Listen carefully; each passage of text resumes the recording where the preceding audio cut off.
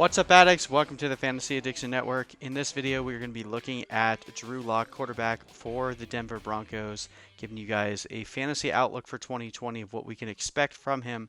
But if you're looking for more videos like this, we have an entire playlist, so hit that like and subscribe button for more. And we also have our website with a complete list of rankings across multiple scoring systems, so check that out at fantasyaddictionnetwork.com. You can sign up for free today. But without further ado, let's get into Drew Lock and begin by looking at last year. So coming in, injured his thumb in the preseason, didn't start the year. Broncos were one of the unfortunate teams that had to roll out three starting quarterbacks throughout the year.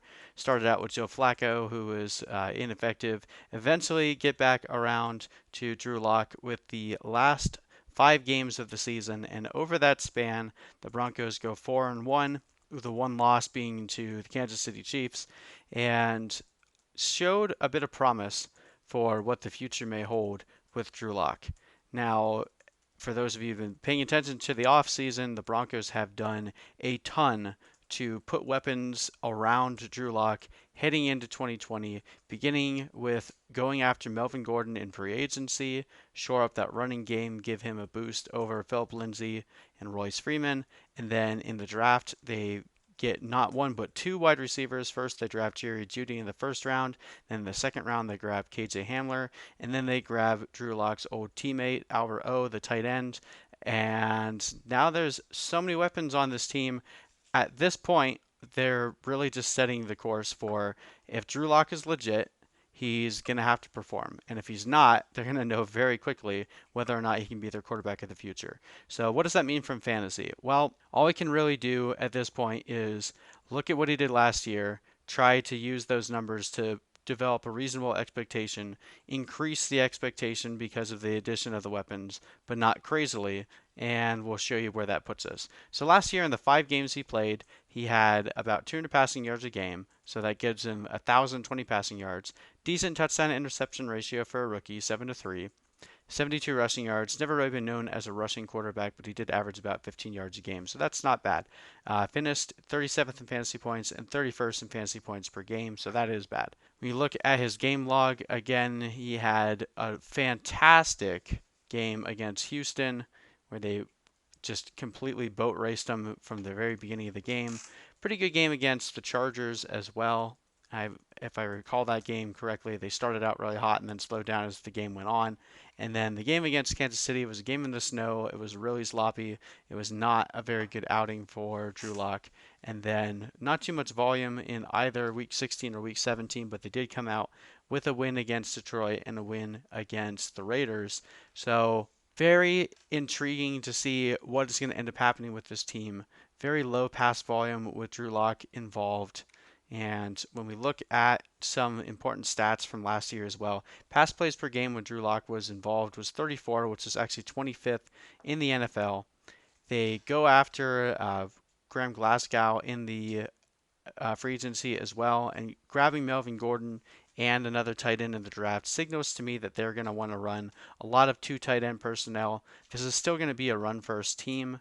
That's the identity that they want to go for. But I do think they'll open things up for Drew Lock a little bit as well. You don't go after Jerry Jeudy and KJ Hamler with already having Cortland Sutton involved if you don't want to open things up a little bit and test this guy out, see what he can do. So last year his adjusted yards per attempt was 6.4, which was really low. His accuracy rating was 47th in the NFL, and his receiver target separation was third best. So that doesn't speak well for how accurate he was, especially deep down the field. He only attempted 2.8 deep ball attempts per game, and his deep ball completion percentage was 28.6%, i.e., just slightly above Josh Allen. So there's a lot of red flags, but again, it was his rookie debut. He was coming on midway through the season, and he did win. So it's not like there's a complete row of negatives. Like there's still some positives here with Drew Lock, but I do think, especially when we consider like how hyped up people are getting after all the moves that Denver made, it's important to at least bring that back into perspective. This is probably still going to be a run first team. It's going to take Drew Lock a little while to develop with all these new additions, especially with everything happening right now. Not a lot of time to practice in the off season. So while I I wouldn't paint all these numbers and say that Drew Lock is going to flame out for sure. There's definitely a lot of red flags, and we have to give him some time. So in terms of projections, we turn that efficiency dial up with the addition of the new weapons. We give him 3,700 passing yards, 23 passing touchdowns, and 12 interceptions. Again, not huge in terms of run game production there. So 165 rushing yards and 1 rushing touchdown. And that would put him at about 237 fantasy points. Basically, a guy that you could stream on good options. The Broncos do have a pretty tough projected schedule as well, but he definitely does have the upside if things click and he shows us a lot more than he showed us last year with the addition of all those new weapons with Jerry Jeudy and Cortland Sutton leading the way. Definitely could hit far above this projection right here. But this is a modest projection based on what he was able to do last year, giving him an efficiency upgrade based on being able to play the whole season with an additional cast of weapons. And that's where we have Drew Lock. So probably not anyone that we're going to be targeting this year, but keep an eye on. Could be someone that we'd be talking about on the waiver wire within the first couple weeks if he gets out to a hot start. But anyway, thank you guys so much for watching. We're going to keep doing these, so make sure you hit that like and subscribe button, and we'll see you guys in the next video.